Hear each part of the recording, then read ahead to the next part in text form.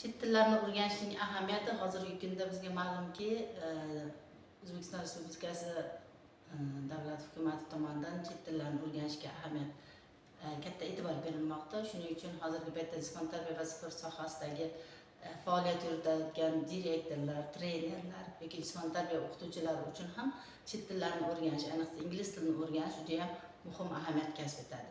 Nima uchun muhim ahamiyat kasb etadi? Chunki shundaki, bunda bu tillarni o'rganishda maqsad shundaki, sportchilarimizga o'sha har bir sport sohasidagi terminlarni mustaqil tarzda bilishi, muloqotga erkin kirisha olishi uchun biz tinglovchilarning, ya'ni trenerlarning, direktorlarning yoki jismoniy tarbiya o'qituvchilarining gapirish, o'qish, yozish yoki eshitish ko'nikmalarini rivojlantirishimiz kerak va ularni o'sha gapirish ko'nikmalarini tezda rivojlantirishga ahamiyat qaratishimiz kerak.